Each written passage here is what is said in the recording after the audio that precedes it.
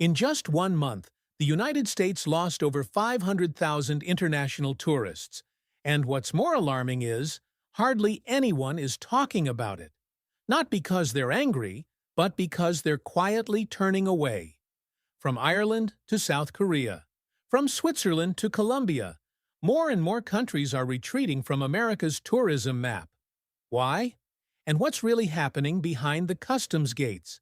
Number 1. Ireland. When the cultural bridge begins to crack. For generations, an invisible bridge has existed between Ireland and the United States, not made of steel or concrete, but of memory, bloodlines, and cultural affinity. It's the bridge of millions of Irish who emigrated, built lives, and formed deep bonds with America. In the small homes of Galway or the old pubs of Cork, traveling to the U.S. wasn't just a trip, it was part of an identity. But by 2025, that bridge is starting to crack, and it's not happening with a loud crash, but with quiet footsteps turning away. The 27% drop in Irish tourists to the U.S. in March isn't just a number. It's the clearest reflection of a shifting sentiment. A quiet sense of unease. It's not fear of war or disease, but something harder to define. The feeling of no longer being welcome. And what's important to understand is that this feeling didn't appear out of nowhere. It's the consequence of a series of increasingly cold policies and political signals. At travel agencies in Dublin, the usual questions from tourists have changed. No longer is it, "What's the best season to visit California?" or "How far in advance should I book my flight?" Now it's, "Will my phone be searched if I go to the U.S.? If I attended a climate protest, could I be denied a visa? Could a joke I made in a WhatsApp group get me detained at the airport?" These questions, though once sounding far-fetched, are becoming more common and are reinforced by real-life stories from previous travelers. In an interview with Irish media, Angela Walsh, president of the Irish Travel Agents Association, put it bluntly. More and more clients are choosing Spain, Portugal, or even Japan over the U.S., not just because visas are harder, but because they no longer feel comfortable there. This is a quiet yet profound shift. Because Ireland isn't an anti-American country, and it has no clear political conflict with Washington. If even these longtime friends are stepping back, then this is no longer just a market issue. It's a clear cultural and political signal. Digging deeper, this change isn't the result of one single decision by the U.S. government, but the accumulation of policies that create a sense of surveillance, control, and opacity. Airport screening systems based on unclear risk algorithms, social media data collection, phone searches, and increasing cases of unexplained detentions, all are eroding trust.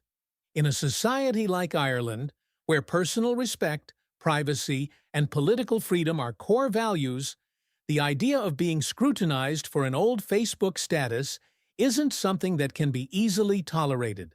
And when those stories spread, a student being questioned about last year's social activism, a traveler being held simply because their name matches someone on a watch list, this is no longer rumor. It's the real manifestation of a growing disconnection. From an economic perspective, the drop in Irish tourists may not be as large as that of China or Brazil, but it carries powerful symbolism. Ireland has long stood as a living testament to the American dream, to a generation of immigrants who succeeded and became integral to modern U.S. society. When Ireland itself starts to question that welcome, America isn't just losing a few thousand tourists, it's losing trust from those who once believed in it most. And the most dangerous part here isn't the loud criticism, it's the silence. Because when people stop arguing about going and simply choose not to go anymore, that's no longer a conversation. It's the sign of a bridge that's quietly cracking, not with noise, but with certainty. Number 2. Sweden. The quiet refusal in Nordic style. Unlike nations that favor noise, Sweden has its own distinct way of expressing dissatisfaction, not through protests or slogans, but through personal choices, through numbers that quietly decline. And in 2025, that is clearly reflected in the more than 25% drop in Swedish tourists to the US in just March. There is no official boycott campaign, no diplomatic dispute, just a shared feeling that America, once a dream destination, is no longer the first choice. Sweden used to be enamored with the US. No one can deny that. Road trips along Route 66, summers on California beaches, exchange years at Ivy League universities, these were symbols of the Western dream that Swedes admired. In the cafes of Stockholm, young people still dreamt of New York, jazz in New Orleans, the landscapes of Montana, and the lights of Las Vegas. But now, even those dreams are shifting direction. Part of the rift comes from values. Sweden is a country that deeply values privacy, fairness, and equality, not only in policy, but in everyday life. When news spread of tourists being asked to unlock their phones at U.S. borders, questioned about social media posts, or denied entry simply for expressing moderate political views, Swedes found it unacceptable. For them, freedom of speech isn't just a slogan, it's sacred. A recent study found that over 70% of Swedes surveyed had considered, or were actively participating in, boycotting U.S. goods and destinations. On social media, a Facebook group called Boycott U.S. Goods surpassed 80,000 members in just a few months, mostly from Nordic countries. But what's most notable is how they act. No loud calls, no airport banners, just canceled tickets, altered plans, and alternative choices. This withdrawal is especially visible in Swedish travel agencies. According to Didrik von Seth, director of the National Travel Association, bookings to the U.S. have dropped sharply and show no sign of recovery for the summer season.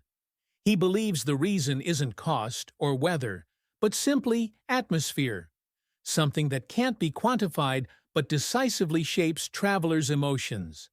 The U.S. of 2025, he says, no longer feels open and welcoming like it once did. For Swedes, being interrogated about a tweet from 3 years ago or a comment about the environment on Instagram isn't just a privacy violation. It's an insult. In Nordic societies, where every action leans toward respect and balance, being suspected for expressing a personal opinion erodes social trust, the very foundation of relationships between citizens and government. And once that trust cracks, it's hard to repair. The economic impact isn't immediate, but it's simmering. Swedish airlines are beginning to reduce flights to major U.S. cities. U.S. tours, once top sellers during holiday seasons, are now being replaced with trips to Japan, Portugal, or New Zealand. With a growing trend toward ethical and sustainable consumption, Swedes no longer choose destinations just for scenery, but for how they treat people. And America, in their eyes, is failing that test. What's worth pondering is that Sweden has no traditional reason to turn its back on the U.S. The two nations aren't in conflict, don't compete economically, and don't have deep cultural or religious differences. But the distance comes from what was once America's greatest strength, its ability to inspire. Now, with that inspiration fading, other options seem more appealing. Not because the U.S. is hated, but because it seems to have forgotten how to make others feel respected. And in typical Swedish fashion, they don't argue.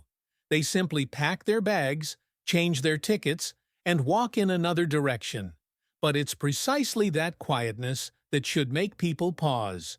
Because when your biggest supporters begin to step back, not out of hate, but out of disappointment, this is no longer about media or policy.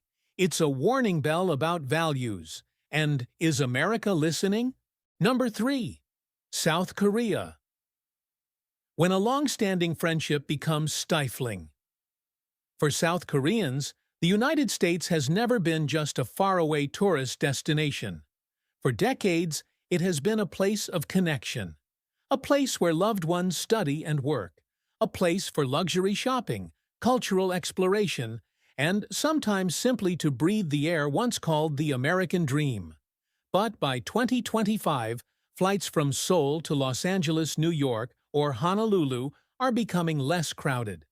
The friendship between the two nations, once strengthened through security, education, and trade cooperation, is now burdened by a new feeling, a nameless suffocation. According to the latest statistics, the number of South Korean tourists to the U.S. dropped nearly 20% in March alone, one of the sharpest declines among Asian countries. But the reason isn't airfare, nor entirely economic. It stems from something more fragile, the feeling of no longer being trusted. In a society like South Korea, where planning, rule-following, and proper conduct are foundational, uncertainty is taboo. Korean travelers don't mind applying for visas, presenting detailed itineraries, or going through formalities. But they do mind the feeling of stepping off a plane and being led into a separate room simply because of an old message, a like on Instagram, or an innocuous comment in a private group. What once felt random is now becoming a probability. South Korea is a society that values harmony between individuals and community, between responsibility and emotion. When someone is pulled aside for unclear reasons, it's not just a personal incident. It's a fracture in trust between two sides. A university student recalled being asked about their Kakao Talk account upon arrival in San Francisco. A mother visiting her daughter was held for 3 hours simply because she looked anxious.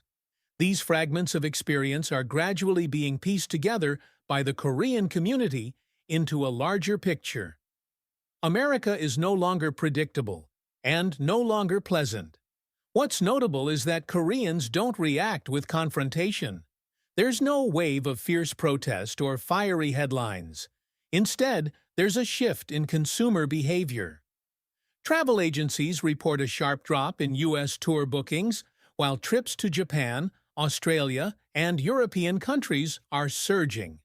With an expanding middle class, Koreans have options, and they're choosing places where they feel welcomed. Many experts believe this is the slow but certain result of the U.S.'s risk-based immigration policy. Rather than relying on transparent procedures, the U.S. entry system is now driven by behavioral assessment algorithms, tools no one can control, let alone challenge. And when risk is defined by gut feelings or vague data, travelers like Koreans, who are typically well-behaved, become perfect victims of a system lacking empathy. From an economic standpoint, the consequences are significant. South Korea has long ranked among the top 10 nations in terms of tourist spending in the U.S. A 4-person family trip to America can easily cost tens of thousands of dollars in shopping, hotels, dining, and theme park tickets. But now, that money is flowing to Tokyo, Melbourne, or Paris, places where no one questions your past social media posts or your demeanor at a security checkpoint. This decline isn't just a market warning. It's the symptom of a fracture in a once-strong relationship. From visa delays to opaque entry procedures, from personal anxiety to the sense of invisible surveillance, all of it is forming a low-pressure zone in the climate of trust. And for a country like South Korea, where honor, order, and dignity are the foundation of all conduct, stepping back isn't an act of anger, but a decision to preserve self-respect. When a long-standing friendship becomes stifling, there's no need to shout. Just stand up, walk out of the room, and quietly close the door. That is exactly what's happening between South Korea and the United States in 2025. A silence heavier than any rejection. Number 4. Belgium. When a dream becomes a collective hesitation. From Brussels to Bruges, from the peaceful villages of Wallonia to the bustling Grand Place, America was once the dream of many Belgians, a dream painted with the colors of Hollywood, the vibrant rhythm of Manhattan, or warm family vacations in Florida. But in 2025, that dream is becoming unfamiliar, not because it was crushed by some great event, but because it is gradually becoming not worth pursuing. In the first quarter of this year, the number of Belgian tourists to the U.S. dropped by more than 16%. In March alone, that rate surged to 23.5%, the sharpest and most notable decline in the past decade. But beneath that figure aren't just unbooked plane tickets. It's a feeling of uncertainty, creeping into every small decision Belgians make. Is it still worth going? Pierre Bastille, the director of the Belgian Tourism Federation, described this phenomenon with a single word: hesitation. Their clients aren't canceling tours, but they aren't booking either. They ask a lot of questions. Are there new entry requirements? Will my social media be checked? Will children traveling with me face trouble? That hesitation is quietly killing the flow of tourism. Not with a hammer blow, but with 1,000 tiny needle pricks, from policy anxiety to the sense of being scrutinized starting at the visa stage. Belgium is a country that behaves with restraint. It isn't loud, it doesn't overreact, but it is extremely sensitive to a lack of transparency. When news spread about travelers being denied entry to the U.S. for past posts supporting LGBTQ+ rights, a quiet wave of discontent began to form. Not a wave to protest, but to withdraw. Online forums began filling with advice from experienced travelers. Don't go to the U.S. unless you're sure about the data on your phone. Delete political posts before boarding. These are no longer travel preparations. They are defensive acts, not for safety, but for dignity. That mindset especially affects young families, the very group that once formed the backbone of the U.S. tourism market.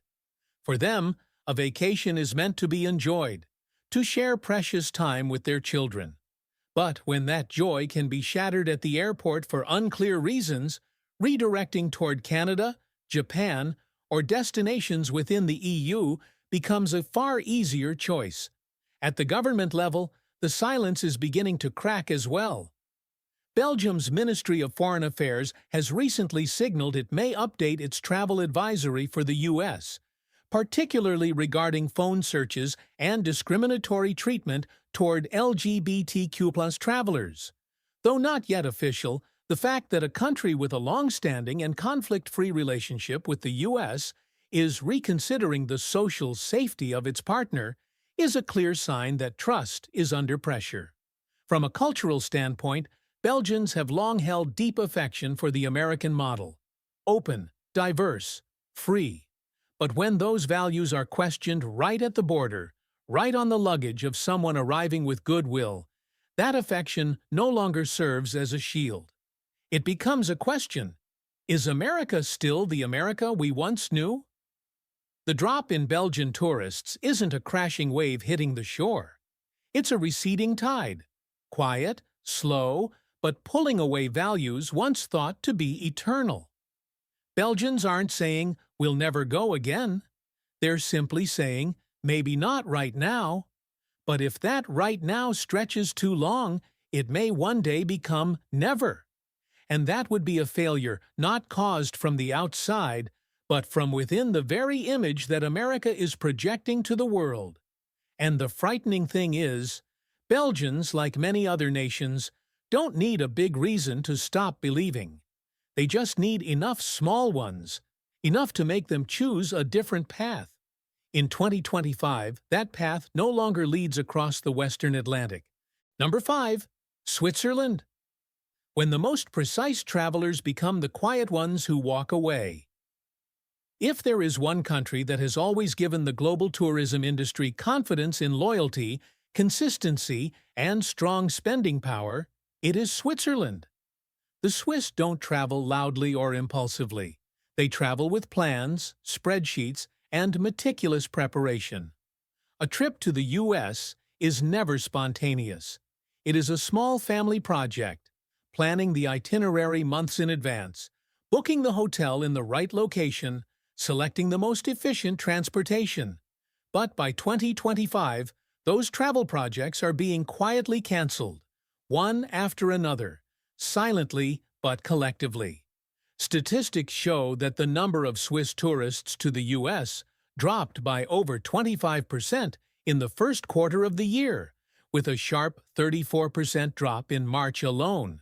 A concerning figure for any destination that once earned Swiss trust. But what makes this number even more unusual is its composition. The steepest decline is among travelers under 25 and families with young children, the very generation expected to inherit traditional travel habits. So what is happening? Why is a neutral country, largely apolitical and without any major conflict with the U.S., suddenly stepping back? The answer lies not in anger, but in hesitation. For the Swiss, every decision is carefully considered, from air quality at the destination to healthcare access to social safety. And though the U.S. was once considered worth every penny, it is now gradually losing that trusted stamp of approval. Switzerland is a country of precision, not just in its watches, but in its way of thinking. They believe in transparent laws, efficient administration, and the ability to anticipate all scenarios. So being asked to unlock a personal phone at the border, questioned about a social media comment from 3 years ago, or simply detained for resembling someone on a watch list is unacceptable. Not because they're overly sensitive, but because it breaks the logic they've built their trust upon. A travel agent in Zurich recounted the case of a young couple, both software engineers, holding valid visas and with multiple previous visits to the U.S. without issue.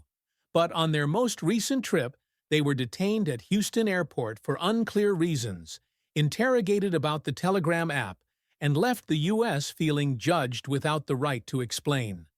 Upon returning home, they canceled their next family trip and shared the experience with dozens in their social network. It's worth noting that Swiss airlines have begun to respond. Some routes to the U.S. have been cut, while trips to Japan, Canada, and Iceland are on the rise. Hotels that once catered to large numbers of Swiss guests, especially in California and Florida, have rolled out steep discounts, but the results are underwhelming. For the Swiss, the issue is no longer about price. It's about the feeling of losing control. This decline is especially notable because Swiss travelers are not easily swayed by herd mentality. They tend to change slowly, but once they do, they don't go back. This has raised concerns in the U.S. travel industry. Is this withdrawal merely temporary, or is it a signal of a deeper restructuring of trust, where America is no longer assumed to be the default destination? From a political-social perspective, the Swiss hesitation reveals something important. Neutral countries don't stand aside.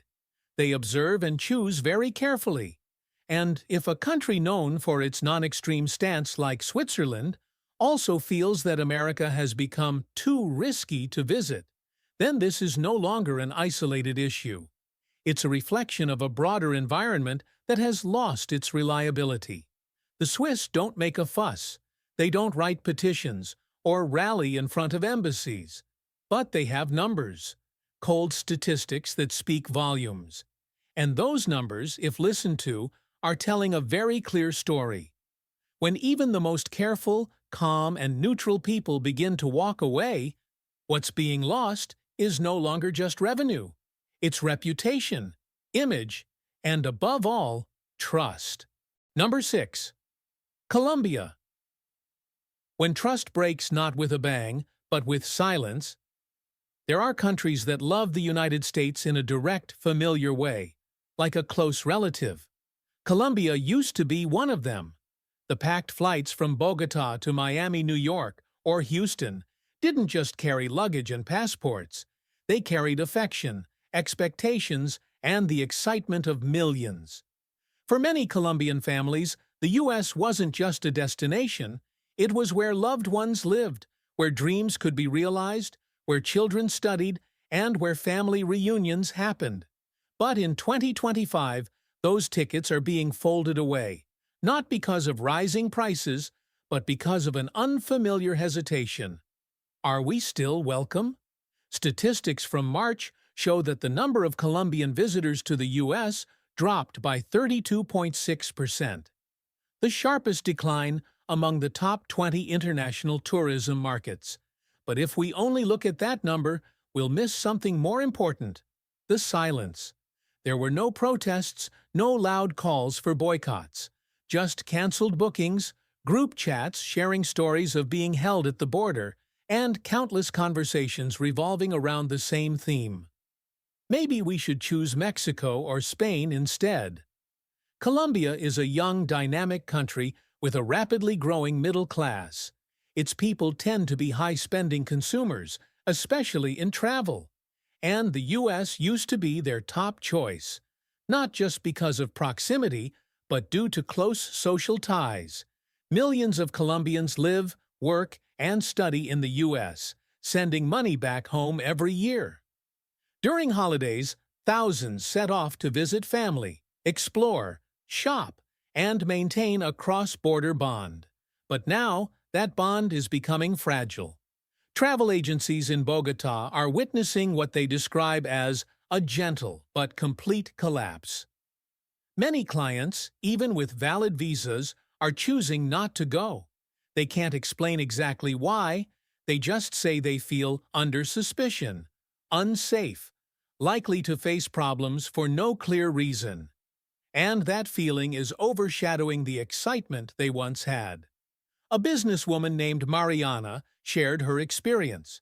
She arrived at Atlanta Airport to attend a textile industry fair, carrying an official invitation and a clear itinerary. But at immigration, she was held for over 4 hours, had her phone searched, and was asked questions that made her feel not like a guest, but like a suspect under investigation. Though eventually allowed in, Mariana canceled the rest of her U.S. trip, booked an early return, and stated she would not come back until I feel respected. Experiences like Mariana's are not rare.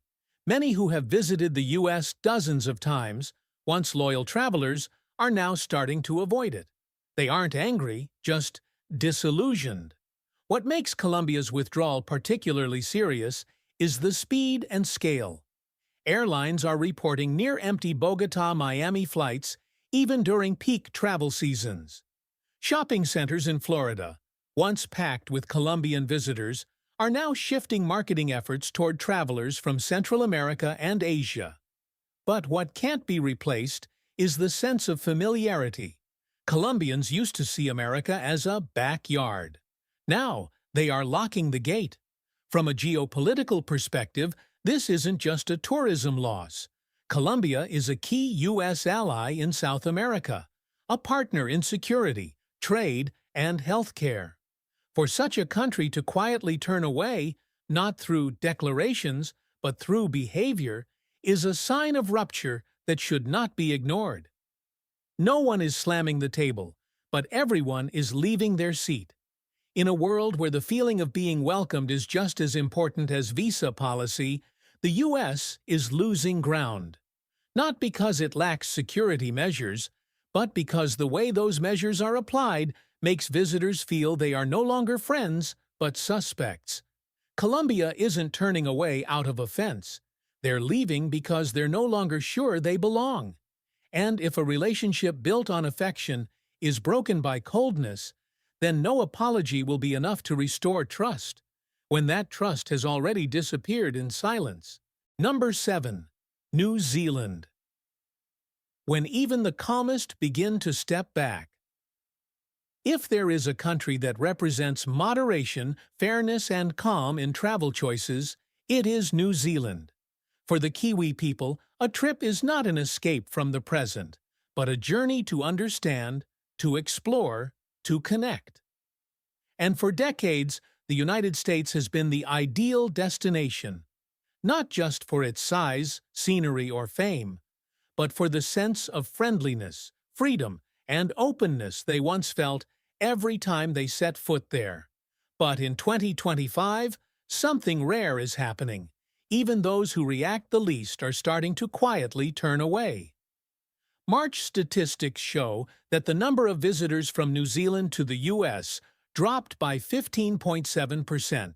Not a huge number in absolute terms, but within a population of fewer than 5 million people and one closely aligned with Western social models, it's a notable slip, especially because it wasn't triggered by any specific controversial event.